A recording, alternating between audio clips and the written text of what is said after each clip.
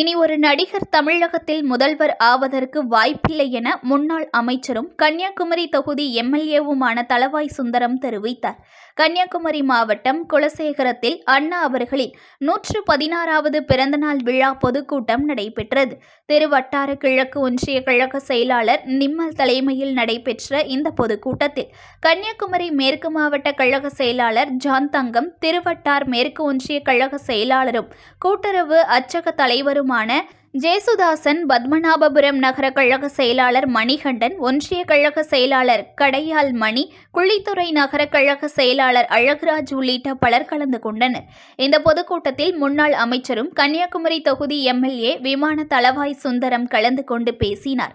தொடர்ந்து அவர் செய்தியாளர்களிடம் தெரிவிக்கையில், அதிமுக ஒன்றிணையுமா என்ற கேள்விக்கு அதிமுக ஒன்றாகத்தான் உள்ளது, பிரிவினை எதுவும் இல்லையே என தெரிவித்த அவர், விசிக தலைவர் திருமாவளவன் நடத்தும் மது ஒழிப்பு மாநாடு பொறுத்தவரையில் முதலில் அனைத்து கட்சிகளும் என்றார். ஆனால் தொடர்ந்து ஆளுங்கட்சி சார்பில் அவர் இருக்கிறார்.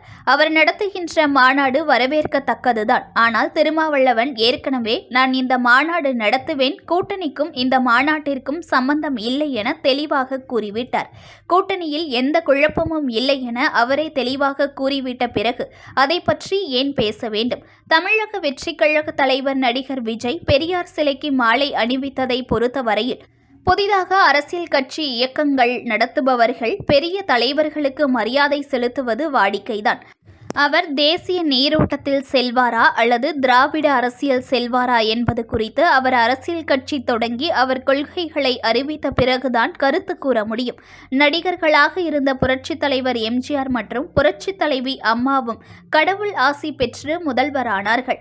ஆனால் இனி ஒரு நடிகர் முதல்வராவதற்கு எனக்கு தெரிந்து வாய்ப்பு இல்லை என்றும், நாடாளுமன்ற தேர்தல் முடிந்துவிட்டு தற்பொழுது கூட்டணி பற்றி பேசுவதற்கான வாய்ப்பு இல்லை, தேர்தல் நெருங்கும் போதுதான் இது சம்பந்தமாக பேச முடியும் என அவர் தெரிவித்துள்ளார். பாரத பிரதமர் மோடி அவர்கள் அவருடைய ஆட்சியுடைய சாதனை 3.0 என்று கூறியிருக்கிறார். அது என்ன என்று வரும்பொழுது பார்ப்போம். அதிமுக எப்படி பிரிந்திருக்கும் இந்த நிலையில் ஒன்று சேர வாய்ப்பு இருக்கா? ஒரு பிரிவினர் சொல்லியாங்க அது ஒன்று சேராது அப்படின்னு, இன்னொரு பிரிவினர் ஒன்று சேர்க்கும் ஒரு முயற்சியில் ஈடுபட்டு இருக்காங்க. அதிமுக நிலைப்பாடு அதிமுக ஒன்றாதான் இருக்குது, பிரிவினை ஒன்றும் இல்லையா? விசிகாவினுடைய மது ஒழிப்பு மாநாட்டினுடைய ஆளுங்கட்சி கலந்து கொள்ளுங்கிறத நீங்கள் எப்படி பார்க்குறீங்க சார்? விசிகா அதனுடைய தலைவர் திருமாவளவன் இந்த மாநாட்டை காமனாக கொண்டாடுவேன் அப்படின்னு சொன்னார். கடைசியில் பார்த்தா அது வேறு மாதிரி போய் ஆளுங்கட்சியும் வேறன்னு சொல்லி போட்டு இந்த தேர்தலை கிடைக்க விட்டு இதை சொன்னது மாதிரி தான் மற்ற கட்சிகளும் மற்ற தலைவர்களும் பேசுகிறார்கள். ஆகவே இது விசிக அவருடைய தலைவர் எடுத்த முடிவு வரவேற்க வேண்டிய முடிவு தான். ஆனால் அவர் ஒரு கருத்தை சொல்லிதான் அந்த மாநாடை தொடங்குகிறார். நான் இந்த மாநாடை நடத்துவேன், ஆனால் கூட்டணிக்கும் இதுக்கும் சம்பந்தம் கிடையாது. அப்போ அதோட அர்த்தம் என்னென்னா, he will continue in PMK. அதை புரிஞ்சுக்கணும்.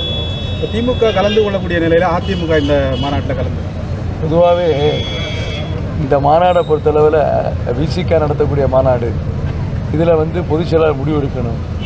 எனக்கு தெரிஞ்சு இந்த மாநாடு அவர் எப்படி கொண்டு போகிறாரு, யாருக்கெல்லாம் அழைப்பு கொடுக்காரு என்பதை பார்த்து தான் இந்த மாநாடு அதிமுக கலந்து கொள்ளுமா கொள்ளாதாங்கிறது நிலைப்பாடு. அனைத்து கட்சிக்கும் அழைப்பு கொடுக்க போகிறதா சொல்லியிருக்காரு. அழைப்பு அதான் சொல்கிறேன், அழைப்பு எல்லாருக்கும் தான் கொடுப்பாங்க, நேரடியாக கொடுப்பாங்க, தொடர்பு கொடுப்பாங்க. இது சாத்தியக்கூறான விஷயம் என்பதை நாம் பொறுத்திருந்து பார்ப்போம். News1 தமிழை லைக் பண்ணுங்க, கமெண்ட் பண்ணுங்க, ஷேர் பண்ணுங்க, மறக்காம சப்ஸ்கிரைப் பண்ணுங்க.